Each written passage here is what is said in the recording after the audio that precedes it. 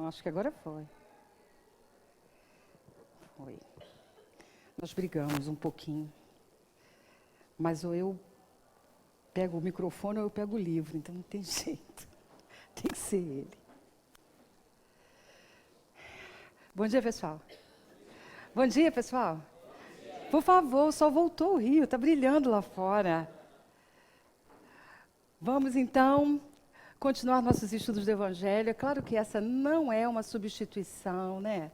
Que o Nelson é o Nelson, nosso amigo brilhante, mas não pôde estar conosco, mas vamos vibrar por ele, por seu filhinho, para que essa recuperação seja rápida, não é verdade?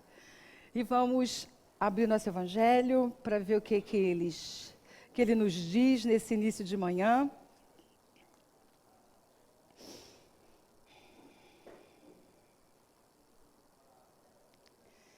Capítulo 28, sobre as preces espíritas. Os espíritos hão dito sempre: a forma nada vale, o pensamento é tudo. Ore, pois, cada um, segundo suas convicções e da maneira que mais o toque. Um bom pensamento vale mais do que grande número de palavras com as quais nada tem o coração. Os espíritos jamais prescreveram qualquer fórmula absoluta de preces. Quando dão alguma, é apenas para fixar as ideias e, sobretudo, para chamar a atenção sobre certos princípios da doutrina espírita.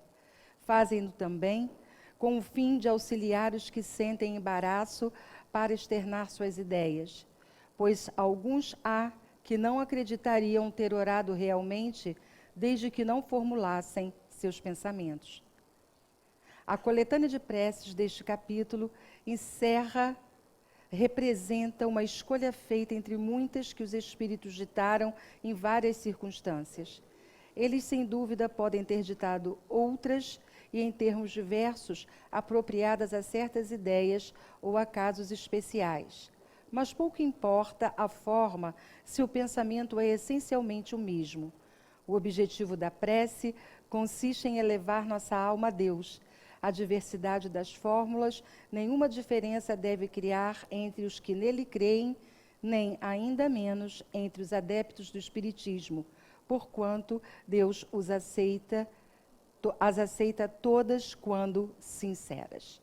É porque esse é o capítulo 28, fala de a coletânea de preces espíritas, e tem algumas dirigidas, e algumas específicas que são dirigidas. Então, esse preâmbulo desse capítulo fala que não tem, para orar não tem fórmula, que basta pensar e nós já estaremos orando.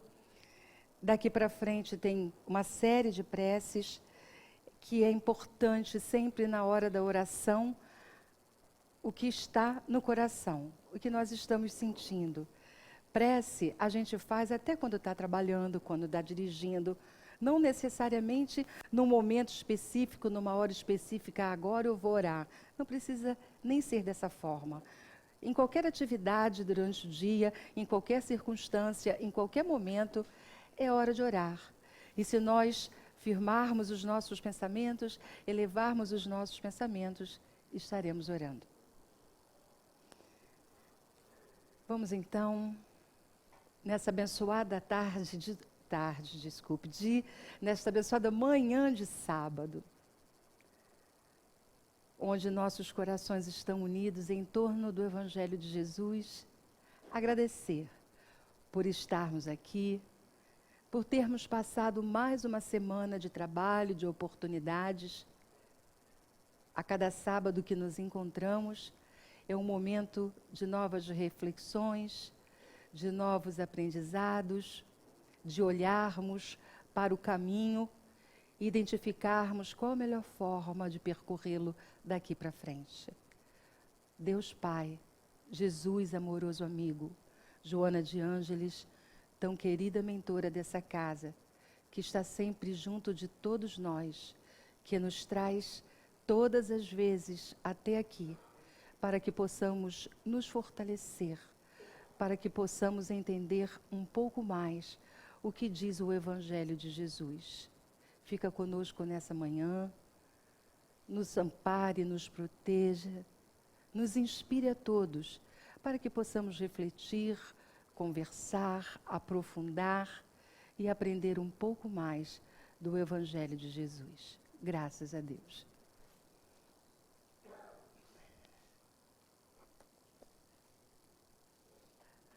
Nosso tema hoje é bom, todo sábado é bom, mas falar de amar o inimigo é assim, pode ser um grande desafio, porque se todos os capítulos do Evangelho são desafios para a nossa vida, tem alguns que particularmente parece que o desafio é maior.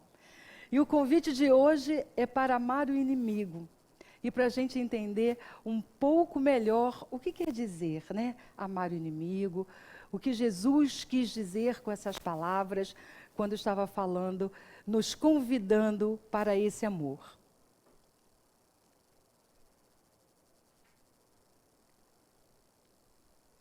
Esse capítulo fala de retribuir o mal com o bem, dos inimigos desencarnados. Se alguém vos bater na face direita, apresentai-lhe também a outra.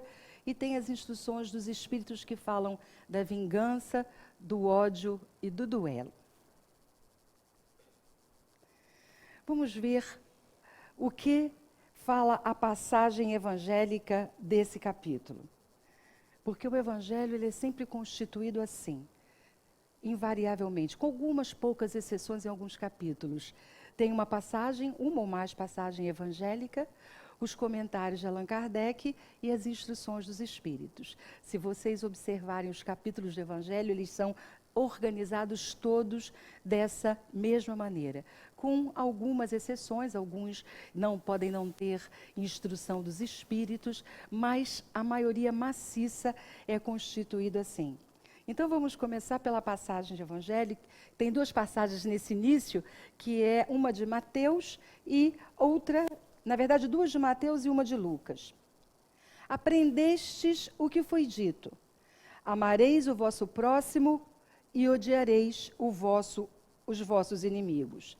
Eu, porém, vos digo: amai os vossos inimigos, fazei o bem aos que vos odeiam, e orai pelo que vos perseguem e caluniam, a fim de serdes filhos do vosso Pai que está nos céus, e que faz se levante o sol para os bons e para os maus, e que chova sobre os justos e os injustos. Porque se só amardes o que vos amam, qual será a vossa recompensa? Não procedem assim também os publicanos? Se apenas os vossos irmãos saudardes, que é o que com isso fazeis mais do que os outros? Não fazem outro tanto os pagãos? Essa é uma passagem de Mateus, do capítulo 5, versículos 43 a 47. Digo-vos que se a vossa justiça não for mais abundante que a dos escribas e dos fariseus, não entrareis no reino dos céus. Também é uma passagem de Mateus, do capítulo 5, no versículo 20. O que Jesus estava querendo dizer com isso? Durante toda a passagem de Jesus, Jesus estava procurando exemplificar aos seus discípulos e ao povo como deveríamos nos comportar diante de Deus e diante da nossa fé. Porque naquela época, os judeus já tinham distorcido muito as Escrituras. Todos aqueles ensinamentos trazidos à época de Moisés, com o passar do tempo, foram distorcidos e os doutores da lei, os sacerdotes, já os praticavam de maneira muito equivocada. A gente precisa entender e interpretar que as Escrituras, em qualquer tempo, estiveram certas. Jesus não veio corrigir nada do que já tinha sido trazido por Moisés. Jesus veio aprofundar, tornar a explicar o que tinha sido dito por Moisés, lá atrás, naquela época. E todas as vezes que a gente interpreta as Escrituras a qualquer tempo, não é que as Escrituras tenham mudado. É a nossa visão espiritual que se amplia à medida em que vamos vivendo e que vamos evoluindo.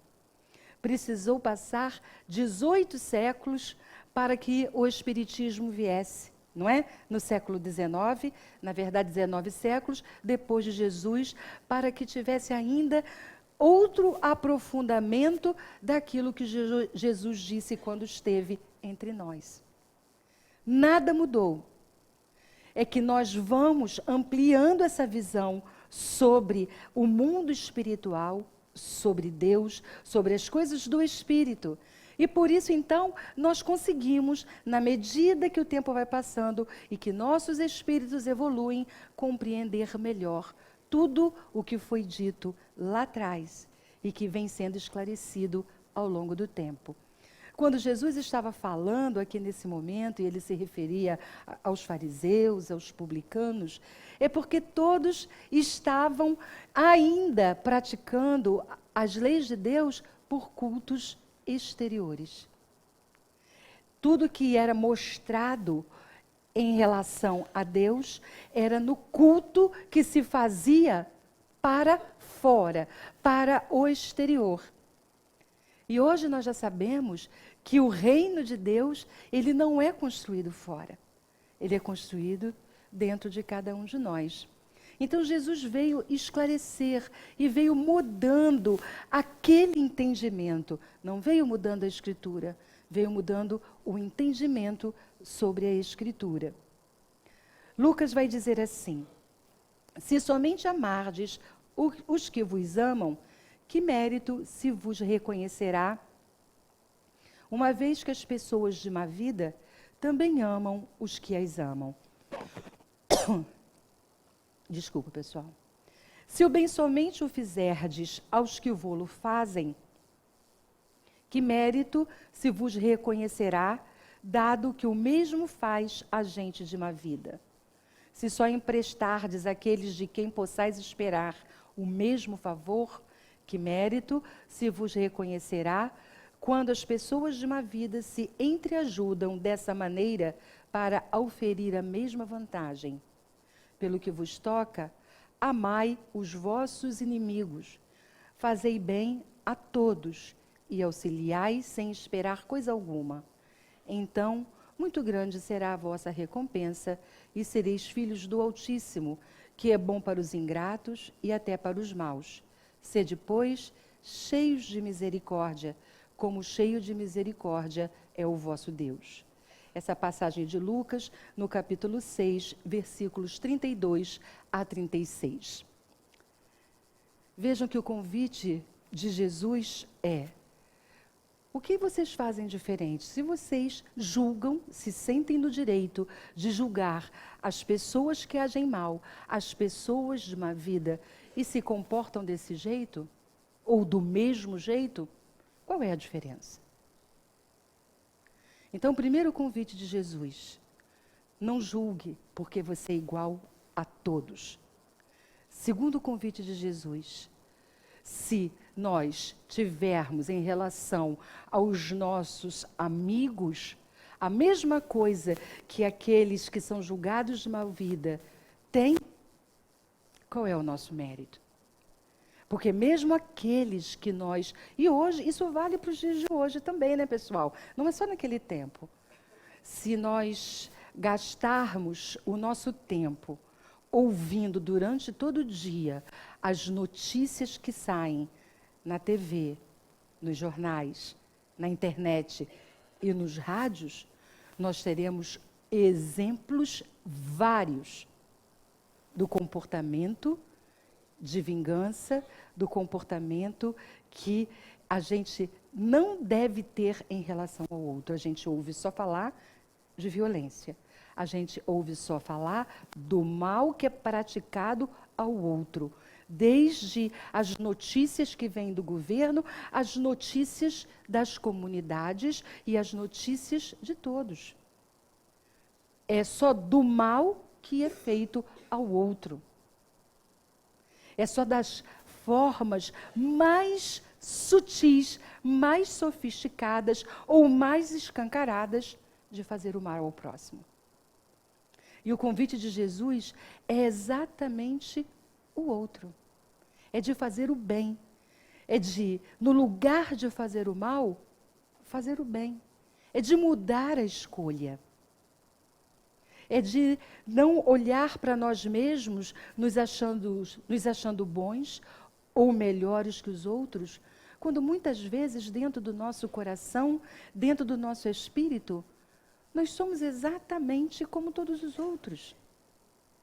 Em grau maior ou em grau menor. Porque todos que estamos habitando este planeta somos do mesmo naipe de evolução. Com algumas poucas diferenças num aspecto ou no outro. Mas somos todos do mesmo nível evolutivo, por isso estamos no mesmo planeta. Então é refletir para saber o que somos capazes de fazer ainda. E refletir para entender o que Jesus quis dizer com amar o próximo. Amar ao próximo é o princípio da caridade.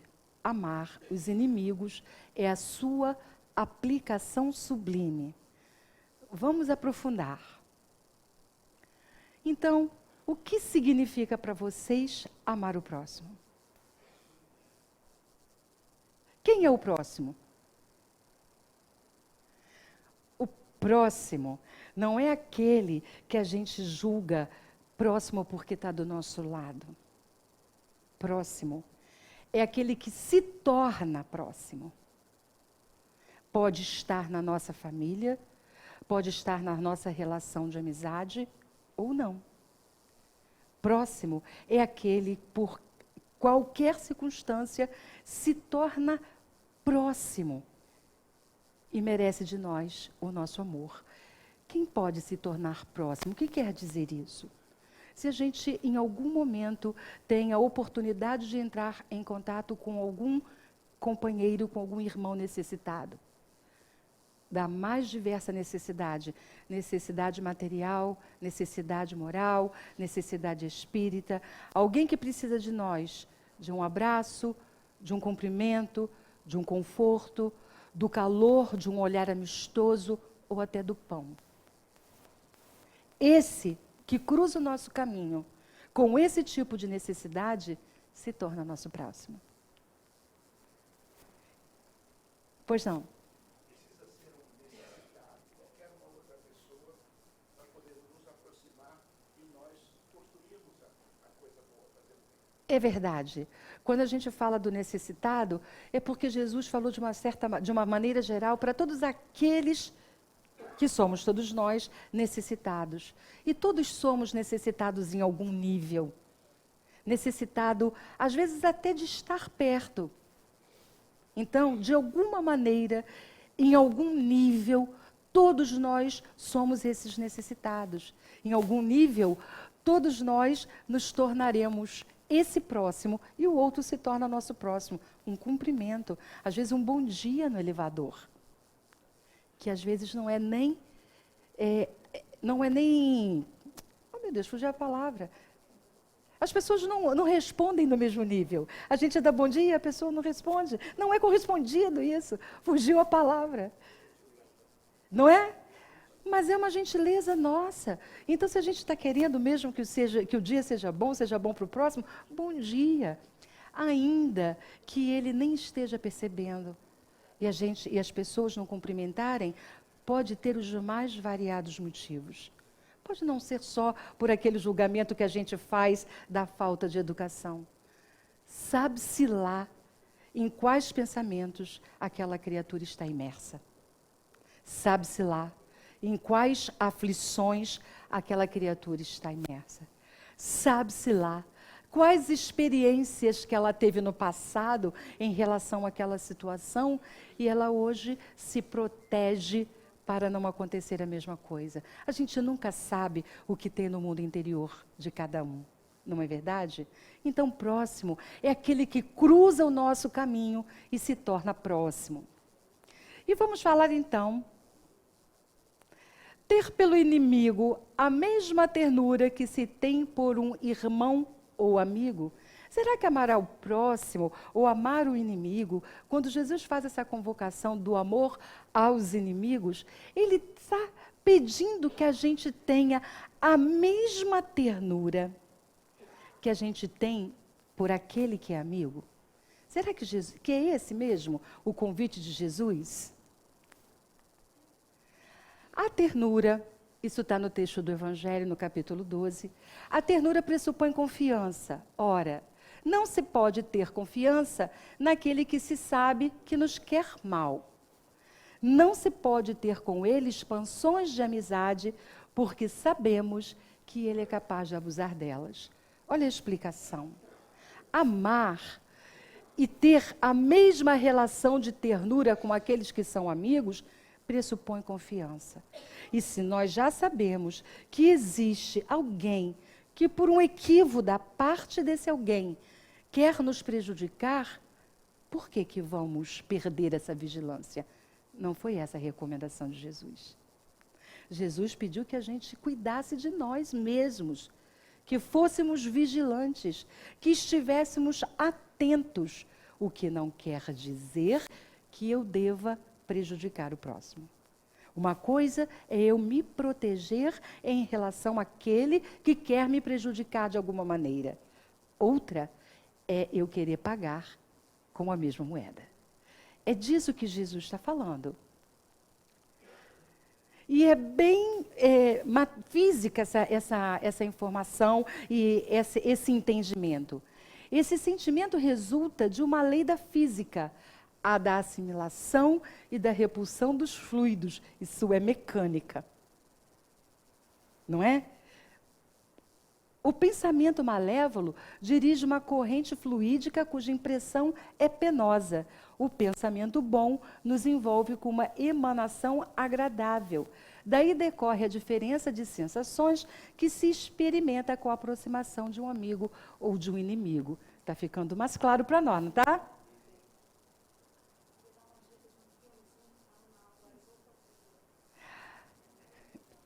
Me empresta, por favor. Que eu ia tirar o meu, né? Quase que tiro.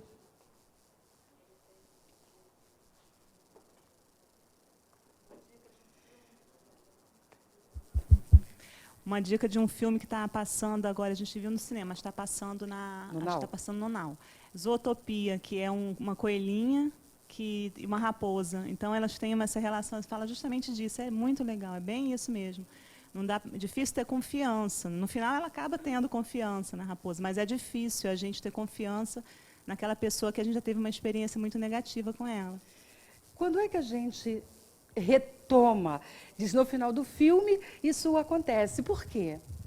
Porque houve uma reconciliação. Sem reconciliação verdadeira, isso não é possível. É preciso reconstruir. E é bom quando a gente reconstrói nessa vida. É um desenho animado que a amiga está falando. Bom quando a gente consegue reconstruir nessa vida. Por isso Jesus diz, reconcilia-te enquanto ainda há tempo nessa existência.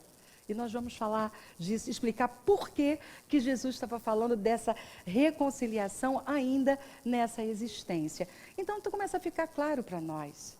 Eu não posso ter a mesma ternura por pessoas que emitem fluidos tão diferentes, que emanam vibrações diferentes. Se tudo é frequência vibratória, se o que eu penso emite uma vibração, se o que eu sinto emite uma vibração, se essa vibração é boa, quem está aqui comigo sente. Se ela não é, sente do mesmo jeito.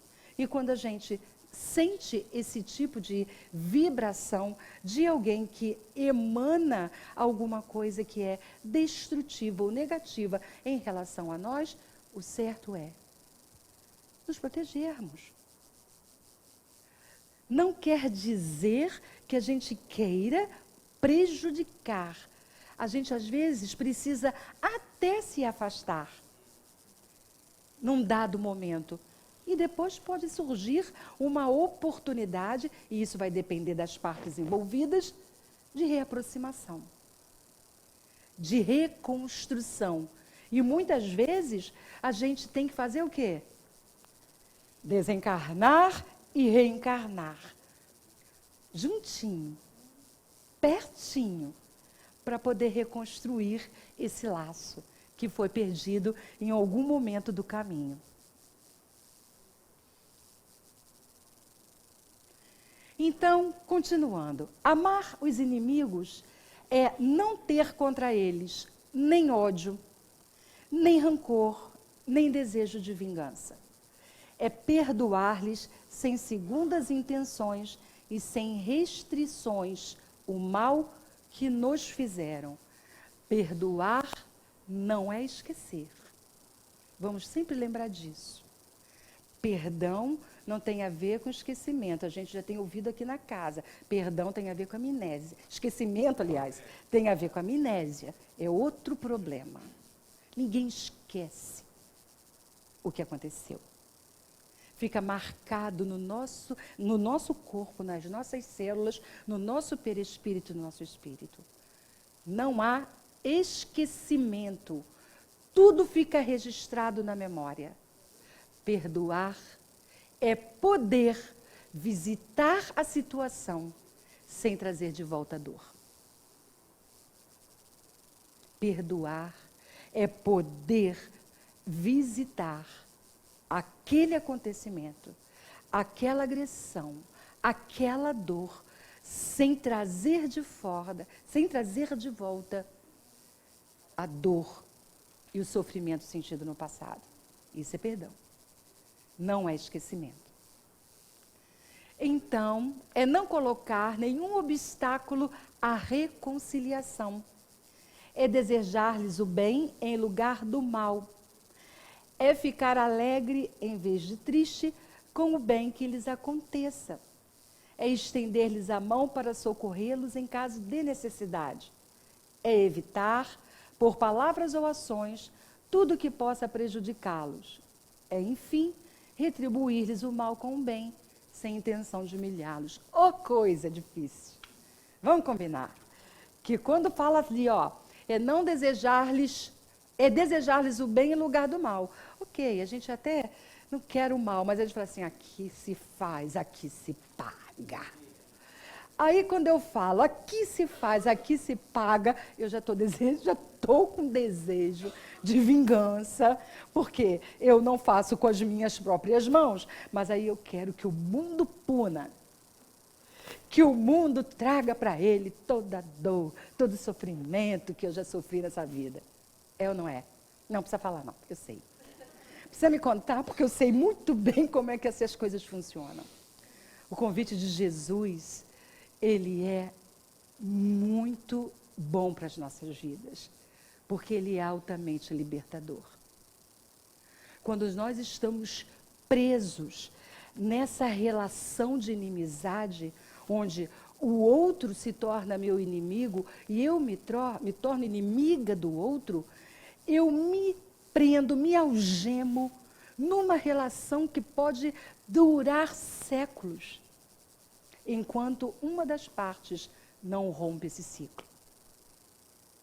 Enquanto uma das partes não escolhe, vou fazer diferente, não quero mais viver com isso. Pois não. Todo o salão que eu ouvi lá, tudo. E aí reside a raiz dos grandes processos obsessivos. Exatamente. E essa urgência que Jesus falava, quando você tiver alguma coisa contra o adversário, reconcilia-se o mais rápido possível, é para que essas coisas se resolvessem rapidamente, antes da partida para o plano espiritual, porque isso vincula como o amor vincula. As mesas de desobsessão são um exemplo claro dessas subjugações, em que algoz e vítimas se debatem até que haja essa reconciliação, o perdão das ofensas.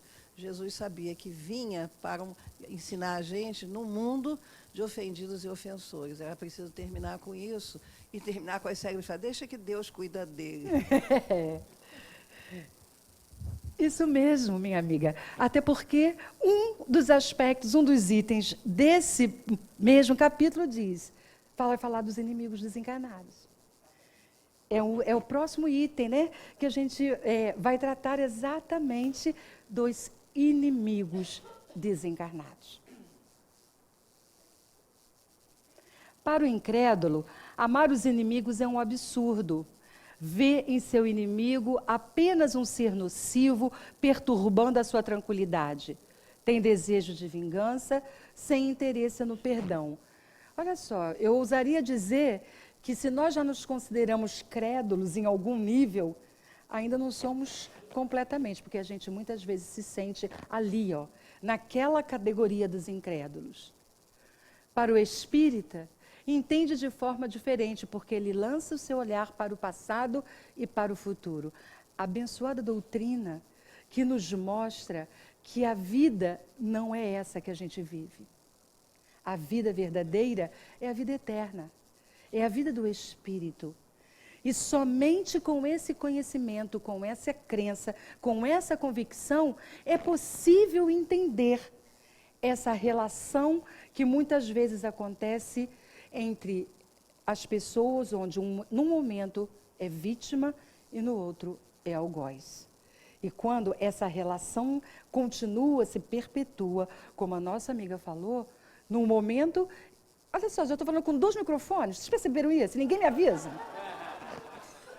Vocês perceberam isso? Se o Rafael não me mostra lá, eu ia continuar a vida inteira falando com 2, um aqui, outro lá. Sim, não é possível. Ninguém me avisa, né? Um mole desse, um mico desse, ninguém me avisa. Rafael que está lá ligado, gravando, vendo filme. Aí se tiver alguém vendo na internet, olha o mico. Vocês me avisem, por favor. Só faz sentido essa situação quando a gente tem convicção da vida do Espírito, quando a gente tem convicção da reencarnação.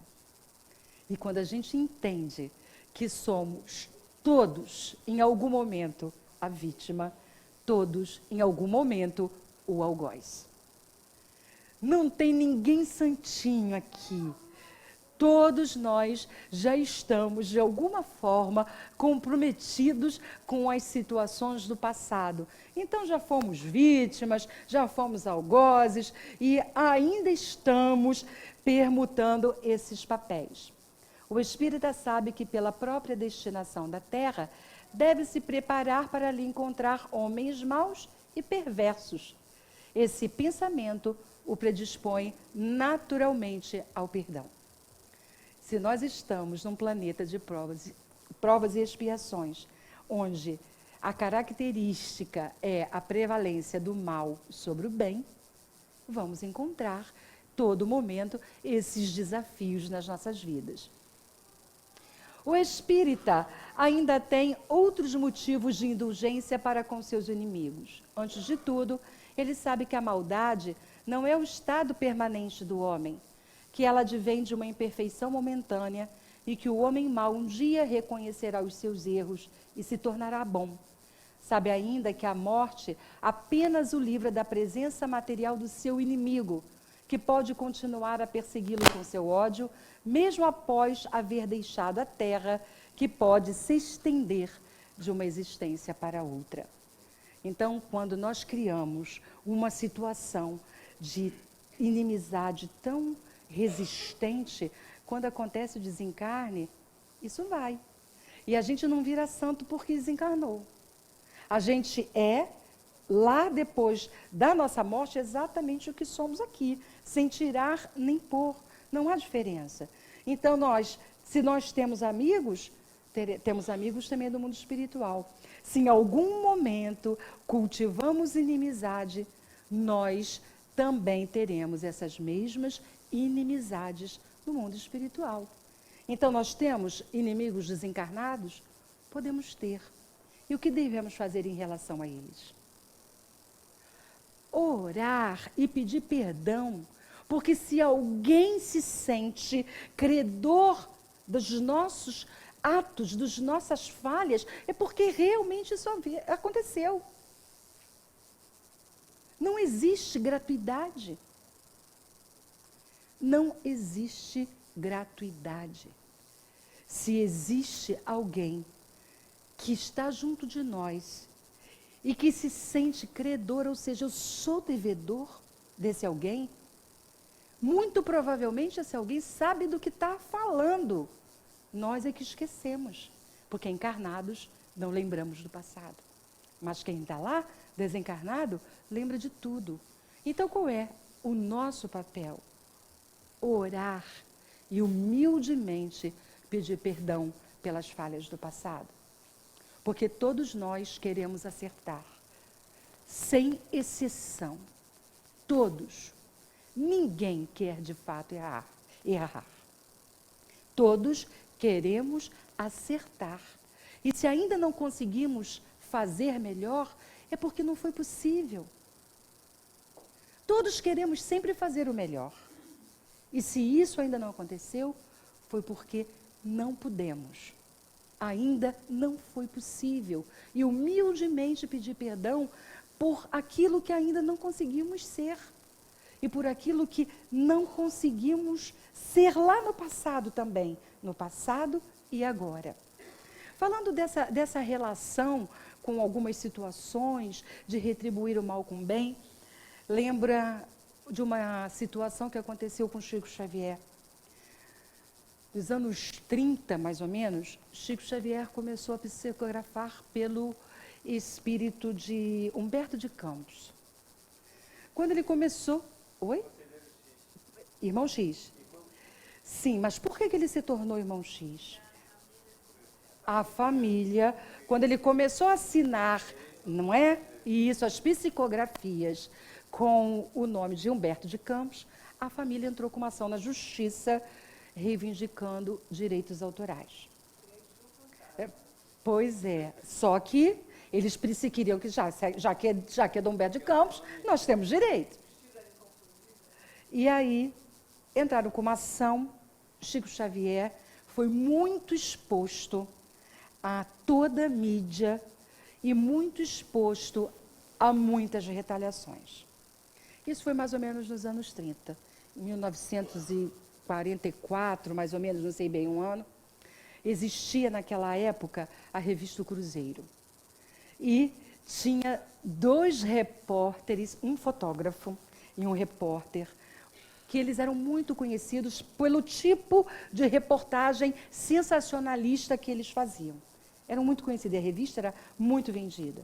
Um dia, nós lembramos, alguns conhecem, mas é só para a gente lembrar como Chico reagiu nessa circunstância de profunda humilhação.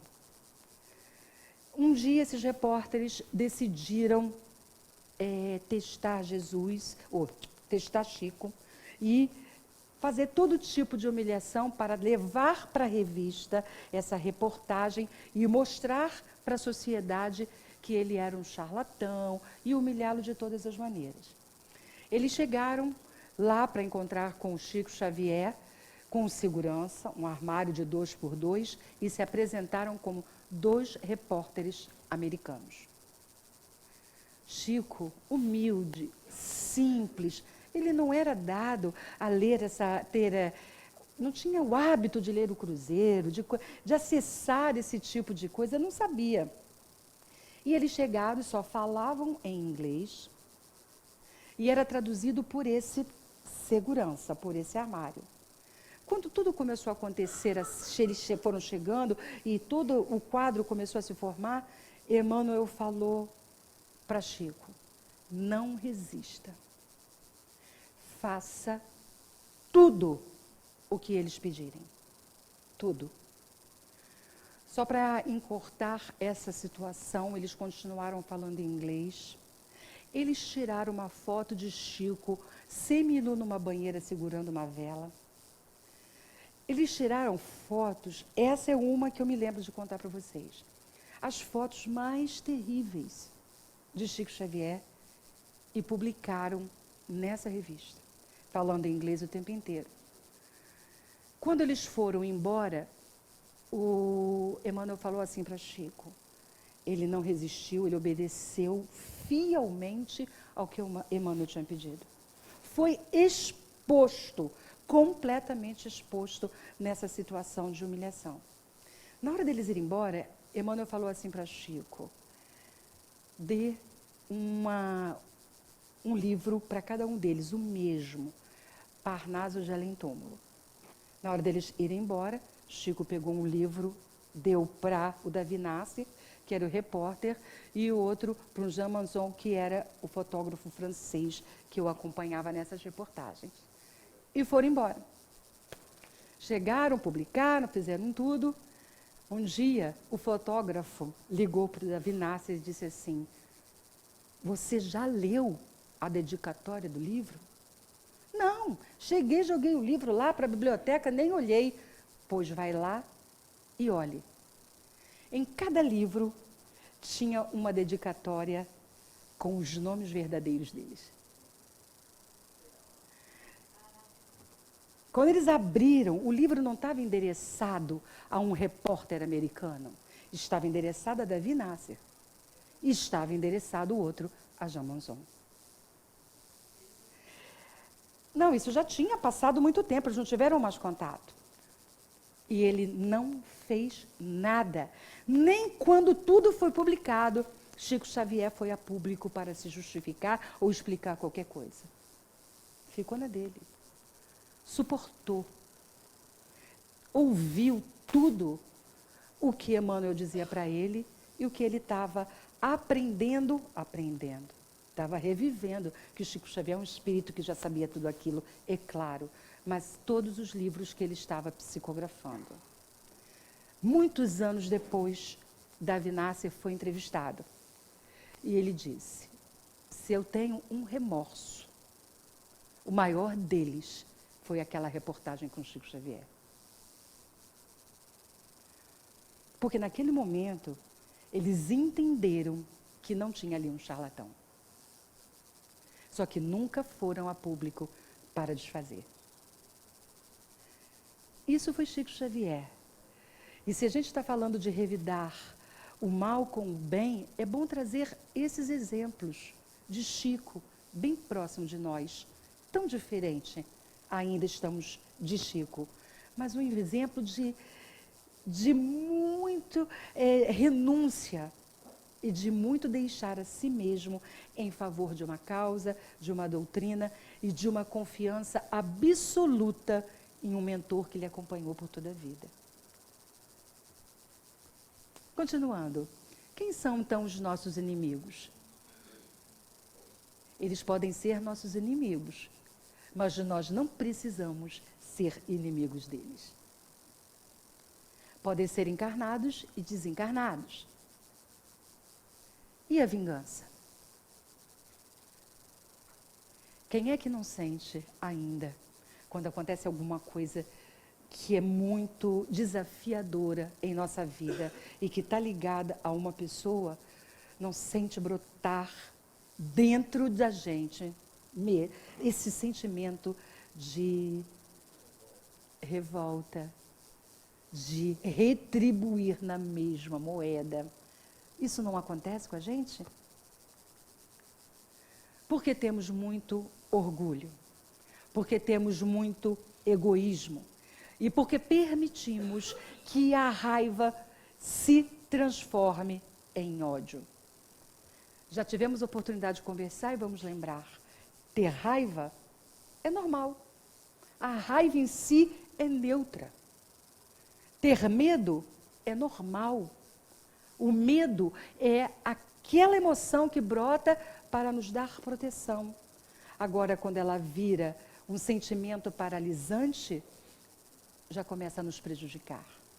A raiva, ela é normal sentir raiva. Raiva também aprendemos nos instintos para nos proteger, para criar uma forma de proteção.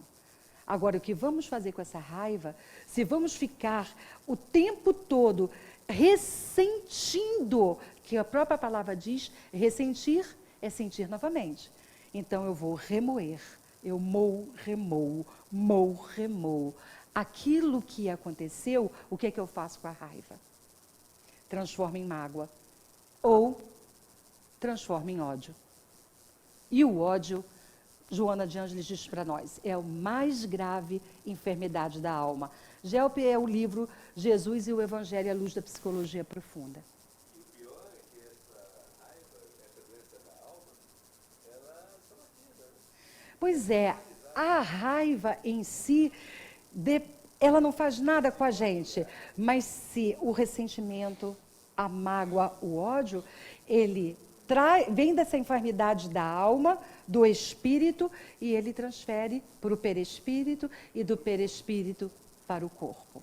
Muitas enfermidades que nós temos hoje no nosso corpo são decorrentes das emoções desequilibradas.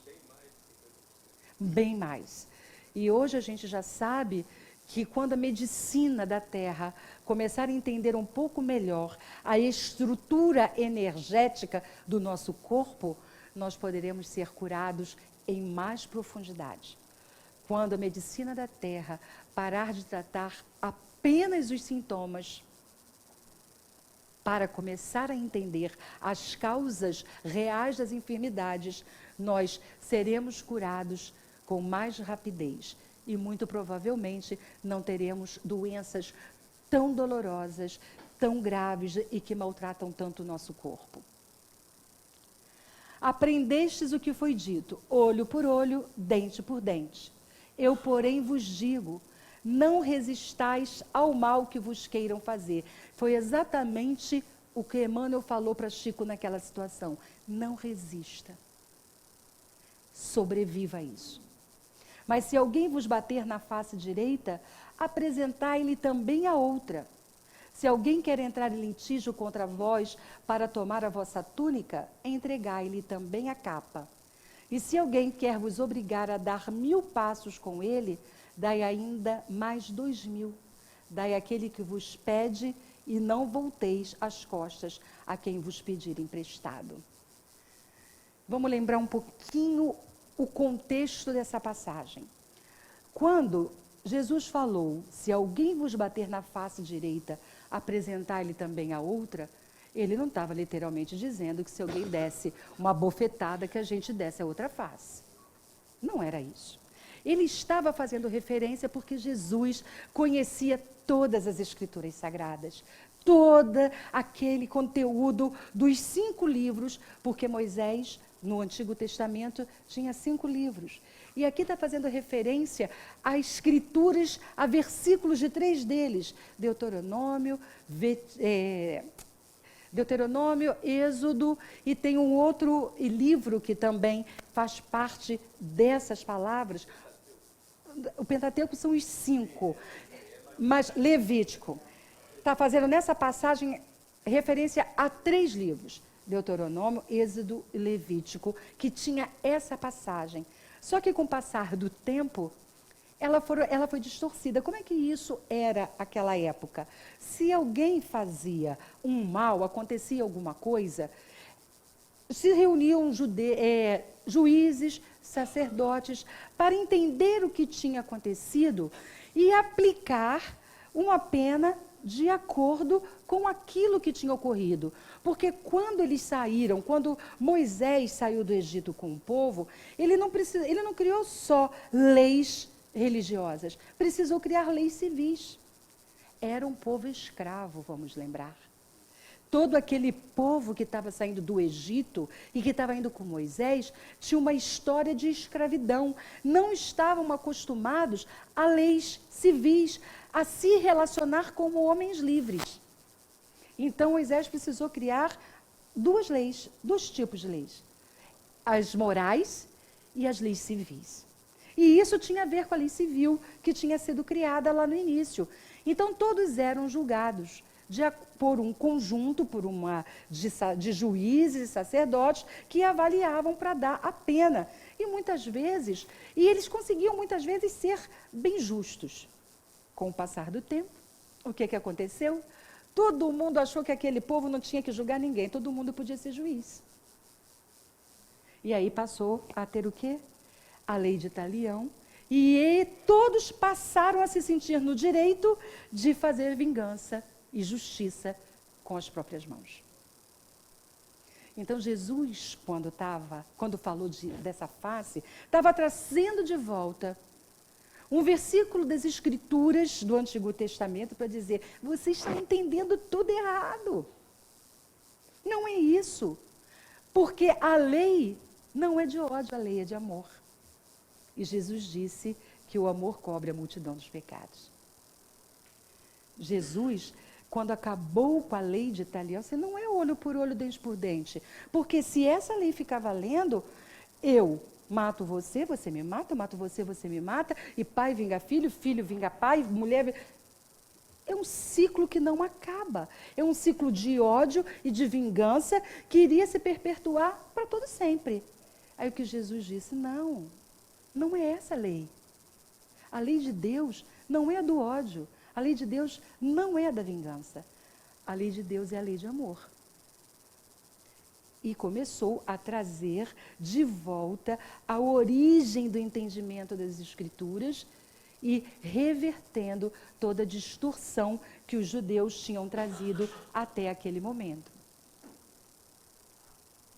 A vingança é atraso moral do espírito.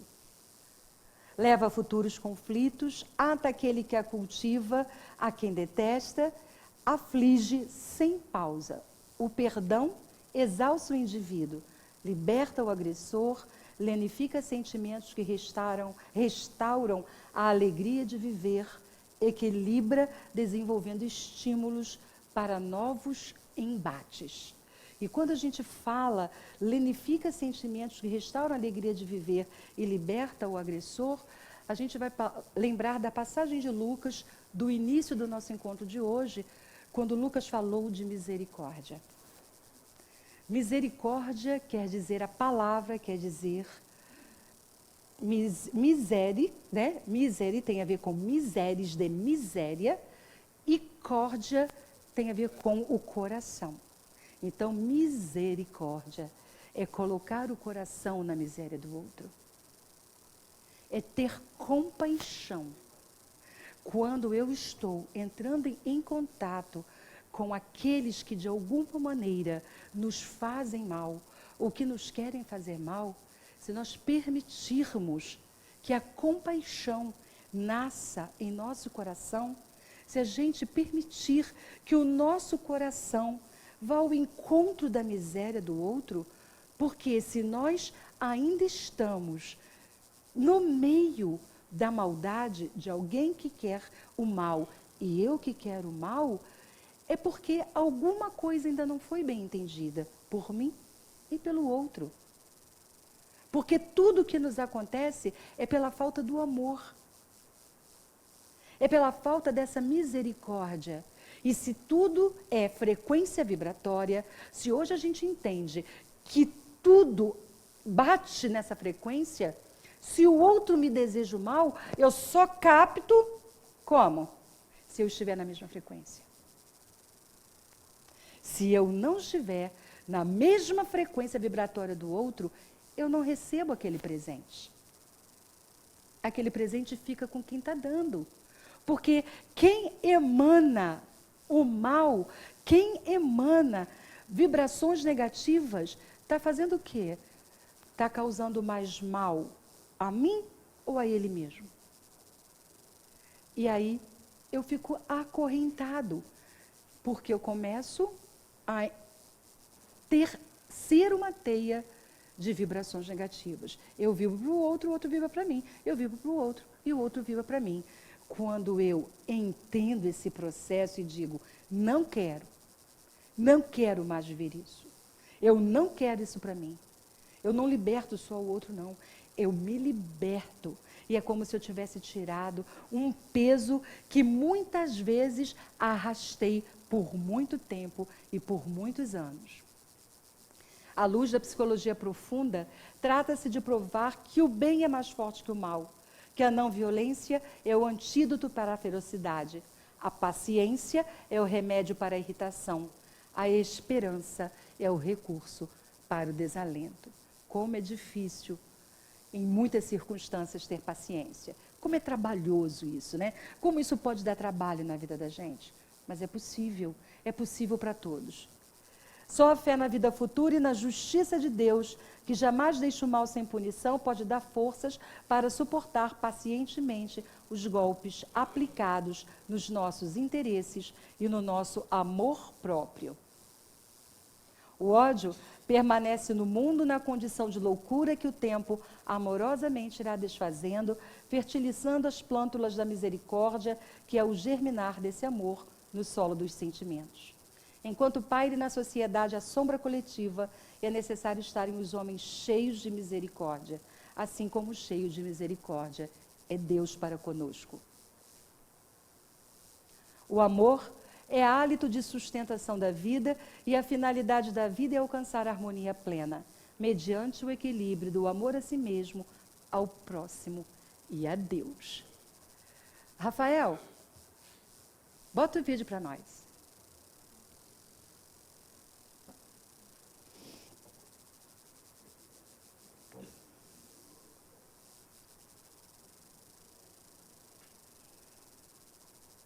Tá? Amanhã, boa noite pro senhor, tá bom? Pô, mas que saco, eu já tô de saco cheio dessa gente. Meu Deus, eu tô rodeado de gente chata, é no trabalho, é em casa. Queria que essa gente toda sumisse. Sumisse da minha vida.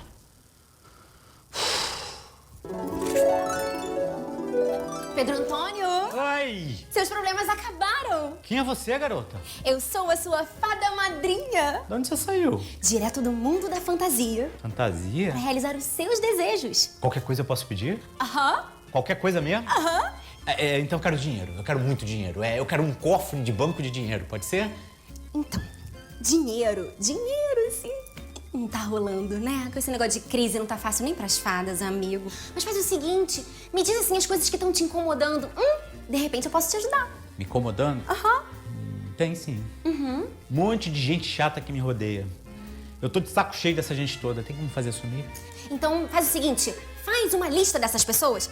Lista? Aham. Tá, onde eu anoto, então? Tá ótimo aqui. Então pode ser qualquer pessoa, né? Aham. Então vamos lá, vou começar pelo meu chefe, tá? Esse aqui eu quero que você elimine da face da terra. Aquele presidente do setor financeiro. Aquela secretária, a secretária do meu chefe também, ela não me suporta. Também eu quero que você suma com ela, tá? Agora minha família, tá? A família pode ser toda. Não, minha mãe se deixa. Meu irmão, principalmente, você leva pra bem longe, tá? Deixa eu ver quem mais.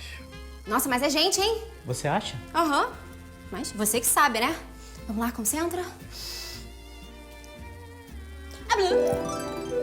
Já? Aham. Eu nunca mais vou ver essa gente na minha vida. Agora eu preciso ir, querido. Beijinho. Tchau, tchau.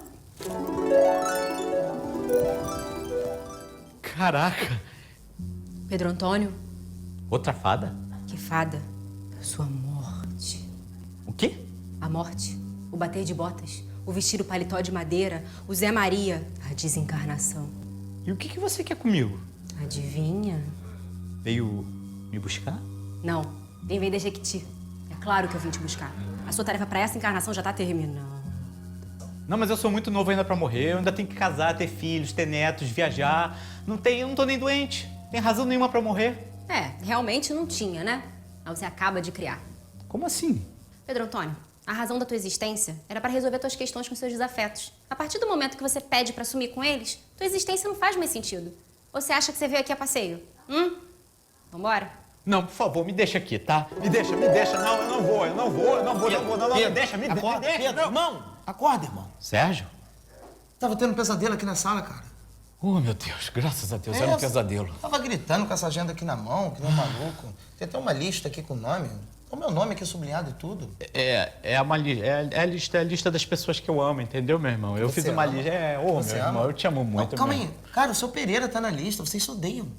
Mas não, é porque é um amor bandido. Um amor bandido, seu Pereira, eu gosto muito dele. Ai, nossa, o que nós, espíritos protetores, não fazemos pelos nossos protegidos, hein? Dá uma ajuda aqui. Ainda bem que eu fiz aula de teatro na minha última encarnação, senão não ia dar conta, não. Mas qual é o seu problema? Você quer saber o quê? Tem que saber tanto o quê? Vai fazer, vai trabalhar. E me deixa, hoje é domingo, eu tô descansando, pelo amor de Deus. Pelo amor de Deus, meu Deus, me deixa tudo em de paz. novo. Que saco. Você acha que agora é o quê? Me passo de Darth Vader?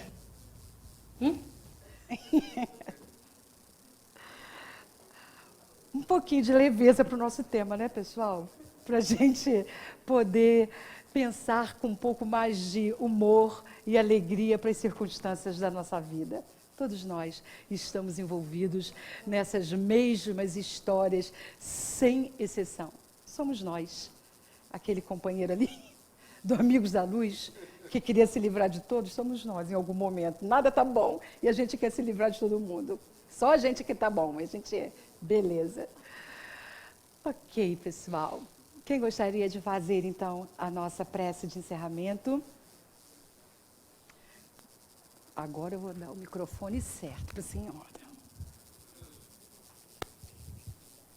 Obrigada.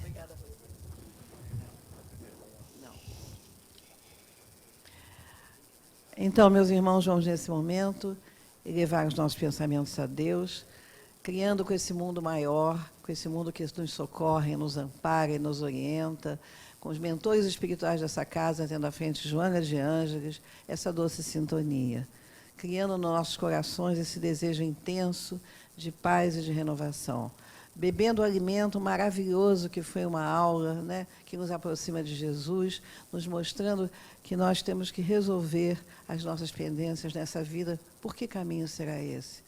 O do bem, do amor e da caridade. E nesse momento em que essa casa se transforma, através desses recursos balsâmicos, dessas mesas que estão sendo derramadas, em um foco de tanta luz, permitamos que o nosso coração sorva, né, esses recursos de paz, de luz, de força, de revitalização profunda, e que ele se abra na tarefa maravilhosa que nós temos a oportunidade, nesse momento, de compartilhar com todos aqueles que sofrem. É um planeta de provas e expiações, em que o sofrimento toma 1000 nuances, onde quer que ele tenha se instalado, nas ruas, na desvalia, nas crianças abandonadas, na velhice desamparada, nos grandes transtornos mentais, nas lutas fratricidas, onde quer que a dor e o sofrimento tenham feito morada, que esse é o momento de nós direcionarmos o nosso pensamento para esses locais, que a paz se faça profunda, vibrações luminosas do Mestre Jesus envolvam a todos nesse momento, na certeza de que a nossa caminhada será mais plena através desses ensinamentos. E também eu desejo à pessoa que fez essa palestra tão linda, tão simples, força, coragem, sobretudo nessa divulgação linda que ela realiza. Que assim seja. Que assim seja. Ótima semana a todos. Vão com Deus e obrigada. Foi com Deus, obrigada. Não é? Também.